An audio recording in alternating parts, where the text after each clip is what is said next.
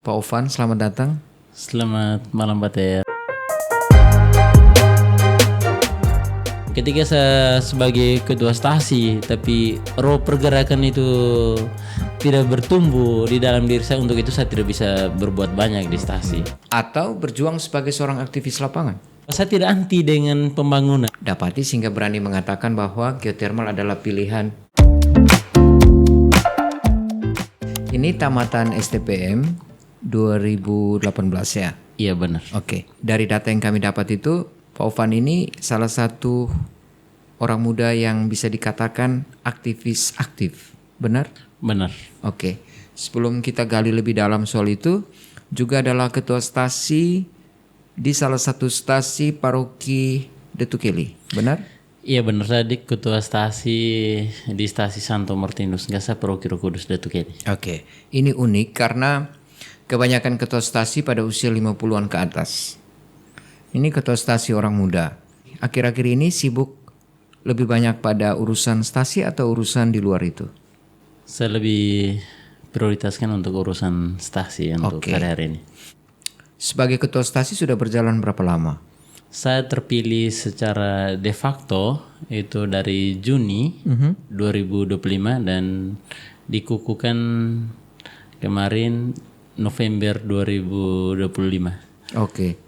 Berarti de facto kurang lebih 7 bulan, tapi de jure kurang lebih 3 bulan lebih sebagai ketua stasi. Benar. Sekarang sebelum ketua stasi sibuk apa saja?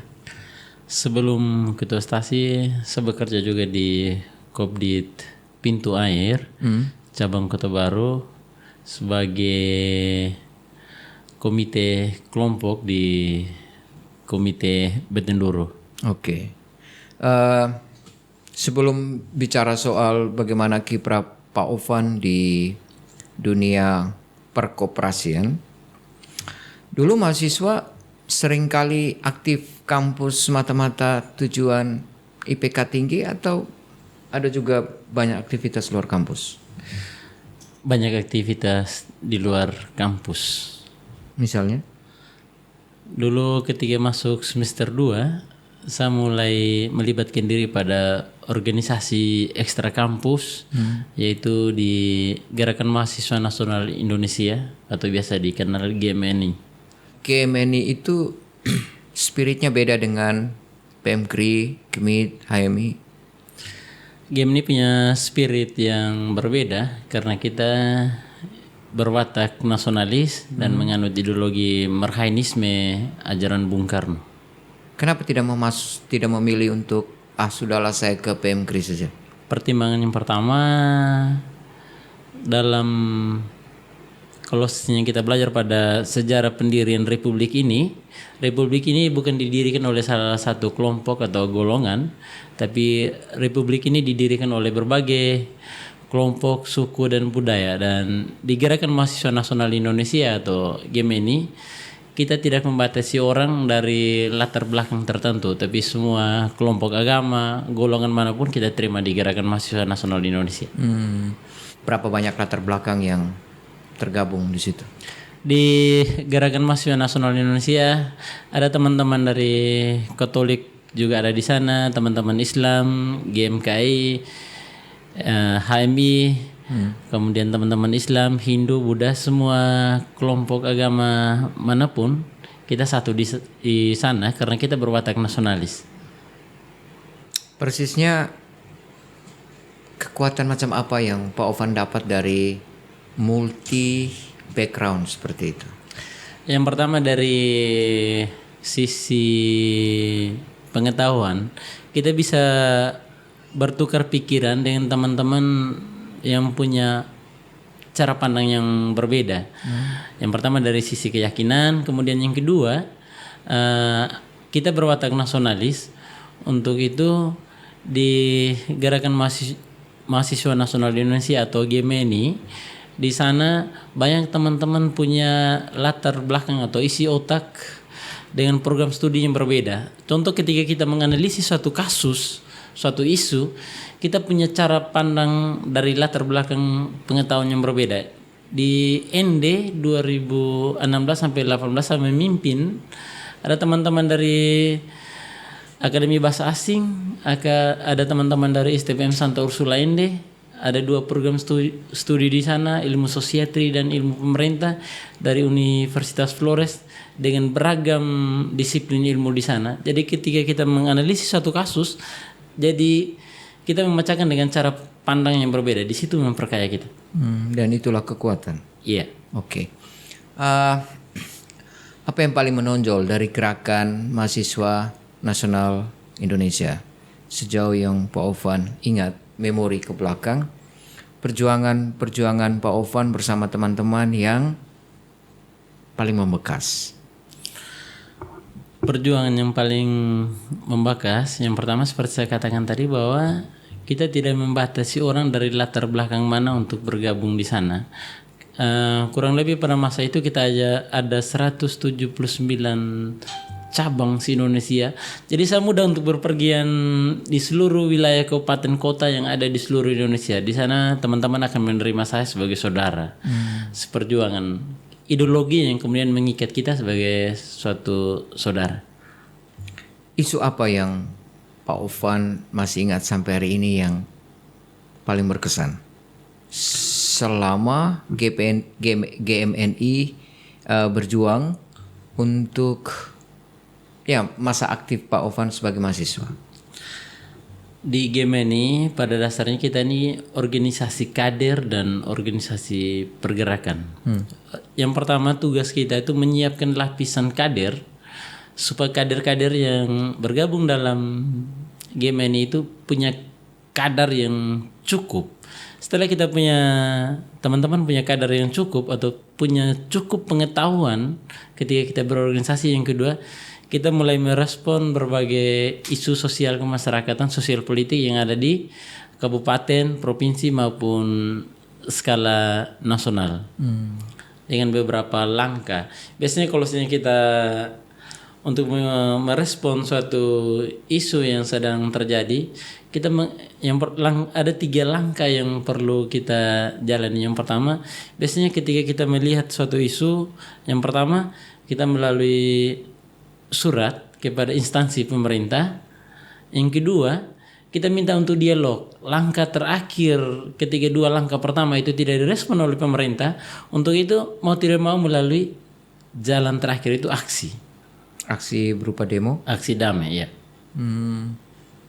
Ada berapa banyak demo yang selama saya memimpin? Mungkin dulu karena di ND saya punya teman-teman yang memimpin organisasi pergerakan, kita satu kampus. Pada masa saya di Gerakan Mahasiswa Nasional Indonesia dari 2016 sampai 18 saya sendiri, Ovan Kaki. Kemudian di Liga Mahasiswa Nasional Indonesia ada Melkianus Guka atau biasa dikenal Mekos. Kemudian di HMI Zul kita punya teman juga. Kemudian di PMKRI ada Bestian Bata.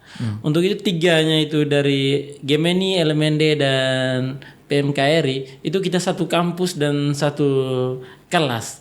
Itu yang kemudian membuat kita melihat suatu persoalan di ini, bukan kita melihat bahwa ini harus diselesaikan dengan salah satu organisasi, tapi kita melihat bahwa front itu menjadi kekuatan besar untuk bagaimana kita merespon isu itu supaya bisa tujuan kita untuk bonum comune atau kesejahteraan umum itu bisa tercapai. Itu dengan pergerakan bersama. Tidak bisa kita menyelesaikan suatu kasus dengan bergerak sendirian. Itu bagi saya mustahil untuk lakukan itu. Dan kita punya kesempatan yang cukup baik pada waktu itu. 3 teman organisasi ini kita satu kampus, satu kelas dan satu angkatan. Dan itu menguatkan. Itu satu kekuatan besar kita pada waktu itu. Apa kalau kita bicara skop yang paling di depan mata dan paling dekat dengan gerakan Pak Ovan bersama teman-teman, isu politik apa di Kabupaten ND yang menurut Pak Ovan paling membuat Pak Ovan greget, gemas, makan gigi? Isu yang tidak hanya untuk ND, tapi bagi saya untuk Republik ini dan NTT itu, yaitu isu geotermal itu yang bagi saya itu cukup menggugah saya untuk berbicara hari-hari ini. Sejalan dengan apa yang disampaikan oleh Bapak soal Laudato Si, dan kemudian itu isu lingkungan bagi saya menjadi isu internasional, bukan hanya nasional. Apa karena Laudato Si atau karena lingkungan itu tumbuh dalam diri Pak Ovan? Lingkungan bagi saya tumbuh karena saya beranjak dari seorang anak petani. Kemudian ketika bumi ini dirusak, maka yang kemudian saya punya empati yang cukup besar, latar belakang dari orang tua sebagai seorang petani, dan kemudian latar belakang masyarakat Kabupaten India pada umumnya bekerja sebagai petani. Ketika alam dirusak itu merusak merusak masyarakat yang berpenghasilan sebagai petani. Ini kami mau buka box dari seorang Pak Ovan terkait dengan geothermal. Apa yang paling mendasar dari geothermal sampai ada gerakan protes luar biasa dari Pak Ovan dan kawan-kawan? Bagi saya, geothermal, saya pada prinsipnya saya mau sampaikan bahwa saya tidak anti dengan pembangunan. Saya mendukung pembangunan. Tapi kalau misalnya kita merujuk pada Perda nomor 10 tahun 2019 tentang pedoman rancangan energi umum daerah Provinsi Nusa Tenggara Timur tuh, geothermal, energi baru dan terbarukan, kita tidak fokus pada satu energi baru dan terbarukan. Ada beberapa energi baru dan terbarukan yang potensial di Provinsi Nusa Tenggara Timur. Saya boleh sebutkan, yang pertama tuh angin, dia menghasilkan 10.188 megawatt berdasarkan perda yang saya sebutkan tadi. Kemudian yang kedua, tenaga surya itu dia menghasilkan 7.272 megawatt arus listrik. Yang ketiga soal arus laut, apabila dimaksimalkan dia menghasilkan 5.335 megawatt. Panas bumi itu dia hanya menghasilkan 629 megawatt. Bioenergi itu dia menghasilkan 241 megawatt. Kemudian mini dan mikro hidro ada 95 megawatt, dan air itu dia menghasilkan 53 megawatt. Lantas menjadi pertanyaan kita, kenapa dipaksakan geothermal yang potensi menghasilkan energi itu hanya 629 megawatt? Anda mau katakan bahwa kenapa tidak gunakan matahari dan air laut? Iya, benar. Atau angin. Sementara geothermal itu kekuatannya jauh di bawah itu. Iya, jauh di bawah itu. Data dari mana yang Pak Ovan dan kawan-kawan dapati sehingga berani mengatakan bahwa geothermal adalah pilihan nomor 4 atau nomor 5? Geothermal pilihan nomor 4 itu berdasarkan data Perda nomor 10 tahun 2019 tentang pedoman rancangan umum energi daerah Provinsi Nusa Tenggara Timur.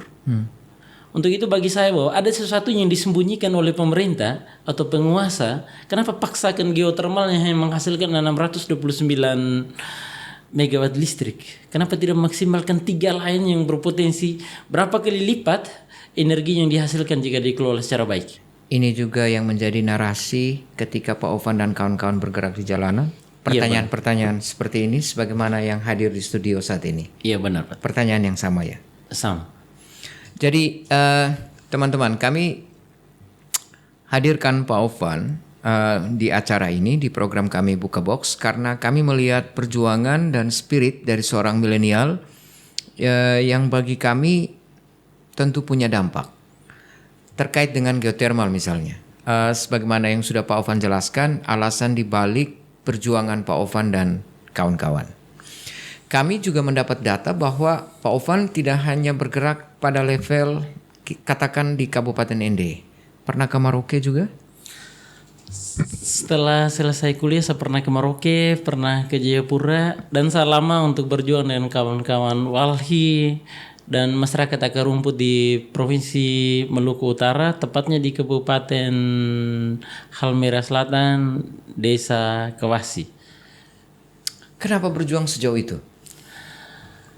Panggilan yang melekat pada diri saya, mungkin ini karena pengalaman masa kecil, kemudian dari keturunan, roh untuk berjuang bagi banyak orang itu selalu tergerak dalam hati saya. Makanya saya sampai di Maluku Utara, di sana menjadi salah satu tambang terbesar ketiga di dunia, tambang nikel. Kerusakan lingkungan cukup luar biasa di sana, kejahatan manusia cukup luar biasa yang terjadi di sana. Saya terpanggil untuk berjuang bersama masyarakat akar rumput di sana.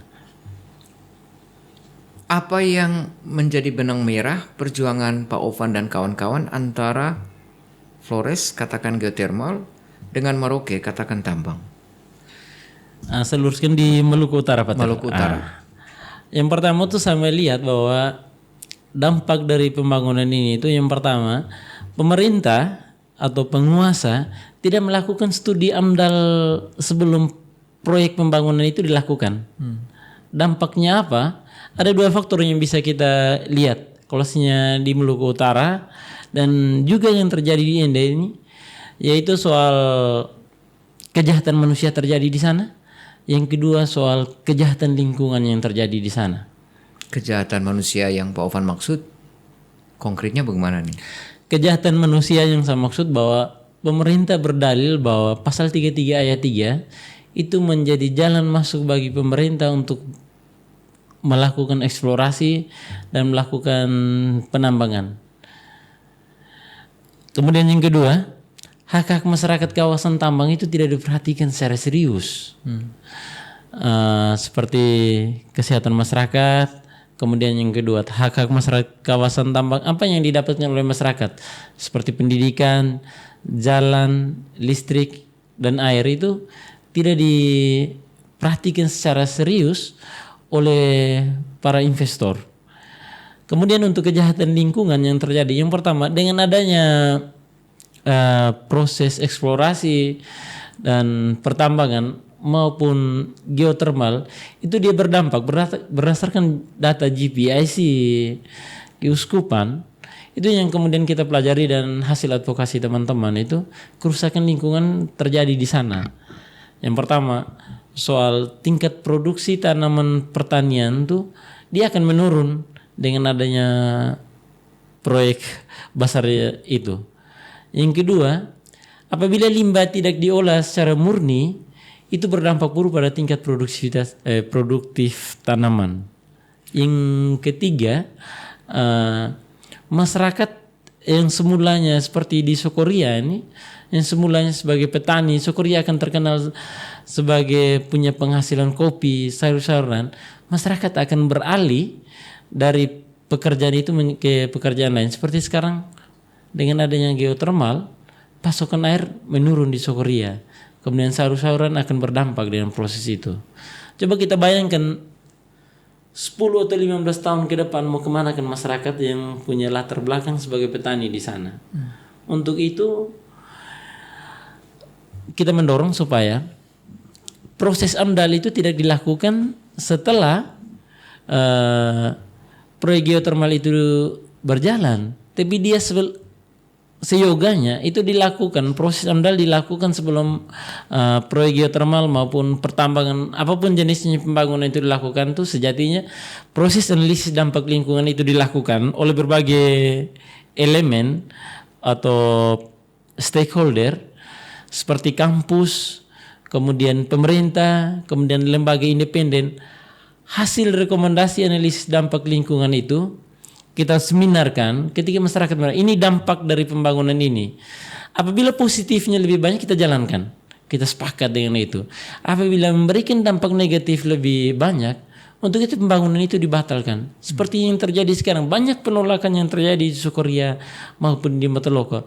Itu kita mau menyimpulkan apa, bahwa proses pembangunan itu, AMDAL itu tidak 100% berjalan dengan normal. Oke, sampai di situ kami perlu mengklarifikasi beberapa pertanyaan publik yang datang ke kami yang menghadirkan narasumber yang secara kebetulan menolak geothermal. Pertanyaannya seperti ini. Yakinkah Pak Ovan bahwa produktivitas menurun kopi, jernih dan tidak jernihnya air, semuanya itu disebabkan karena ada pengoboran karena proyek geothermal? Saya meyakini itu karena ketika kita diskusi publik di saya potong di situ. Pertanyaan saya mungkin saya perlu luruskan.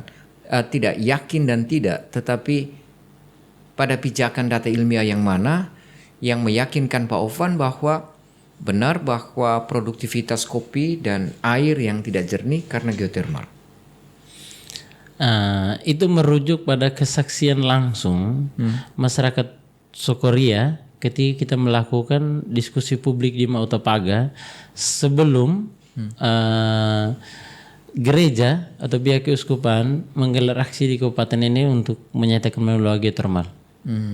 Jadi data ini adalah pernyataan lapangan. Iya benar. Dari petani Sokoria maupun yang ada di Matuloko. Benar. Dilihat dari sumber energi, ada matahari, ada angin, arus laut dan geotermal. Lalu ada pertanyaan yang tadi Pak Ovan sampaikan di awal, kalau ada yang lain kenapa harus geotermal? Sementara kekuatan geotermal jauh di bawah kekuatan energi yang lain, matahari, arus laut, dan angin. Dan ada pertanyaan menggelitik yang kami perlu buka lebih jauh, ada apa di balik ini? Itu pertanyaan dari Pak Ovan.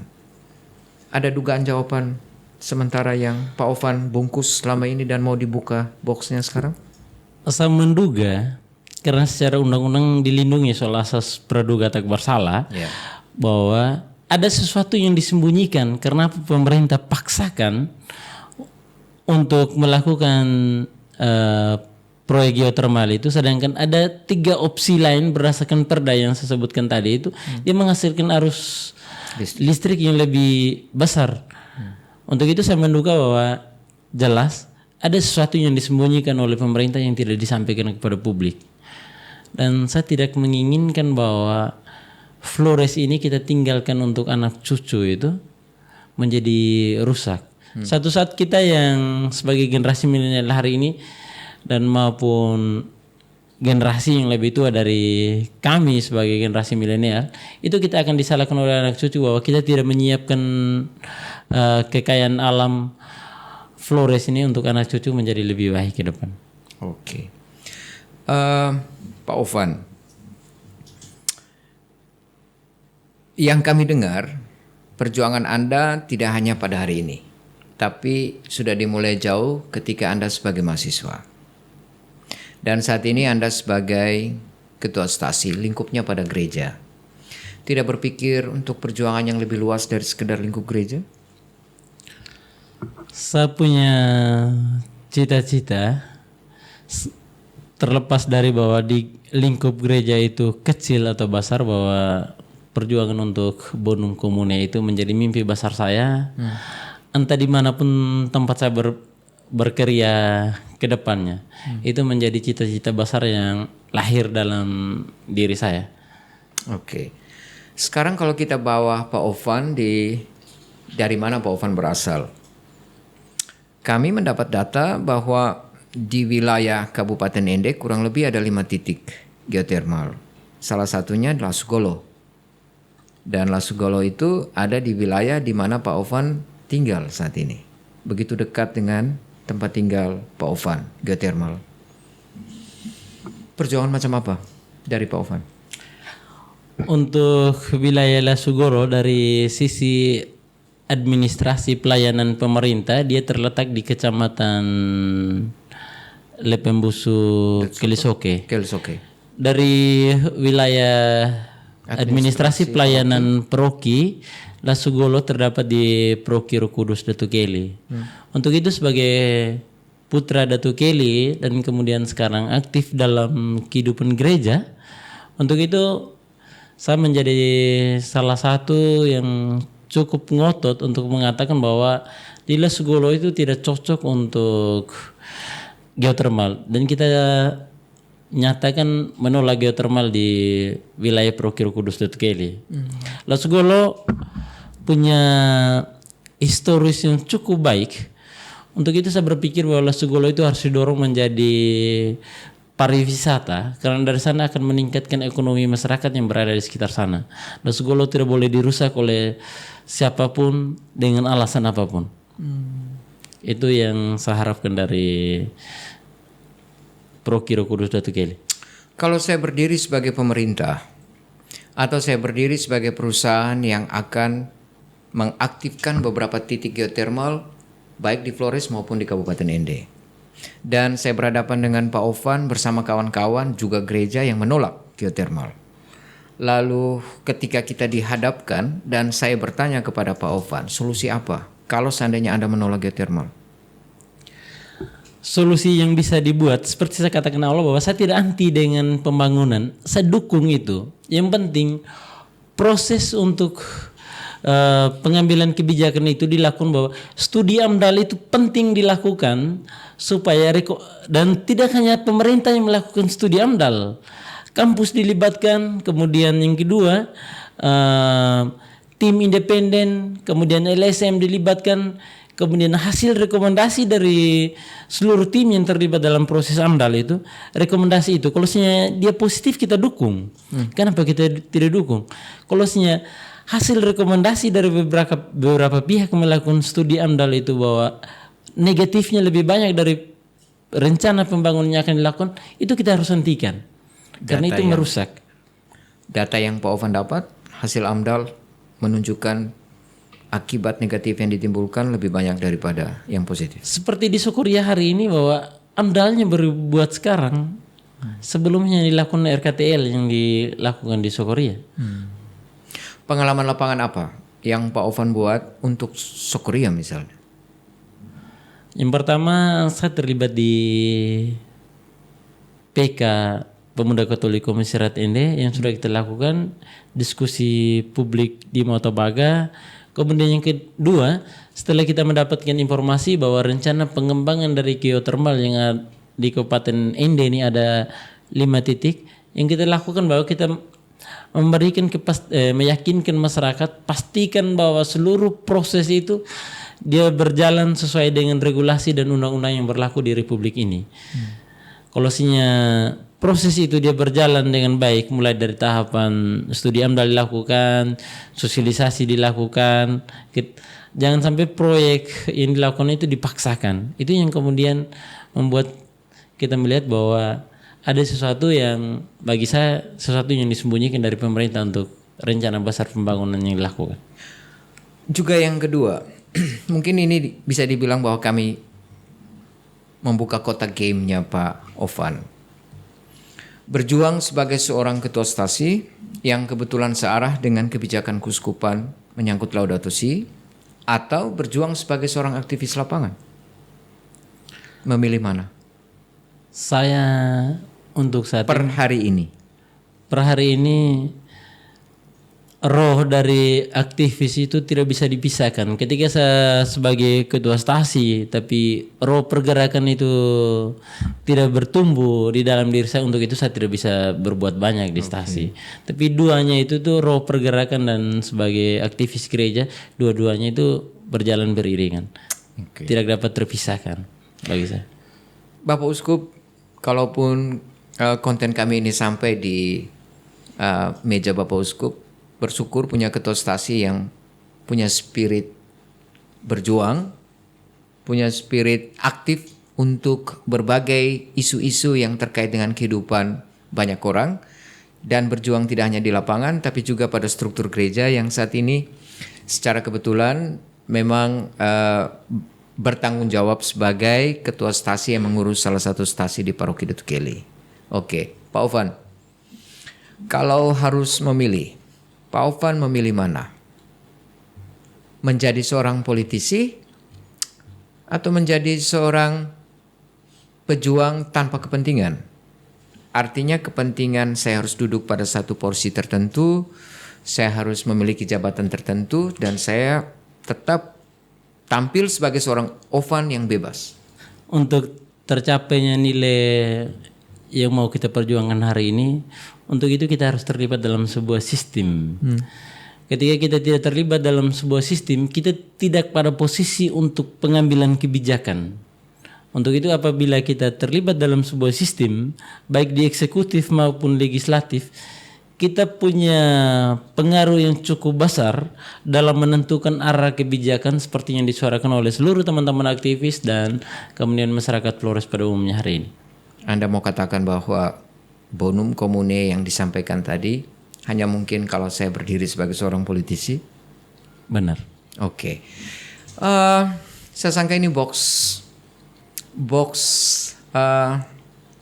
terdalam dari sebuah kotak yang dikeluarkan oleh seorang Ovan.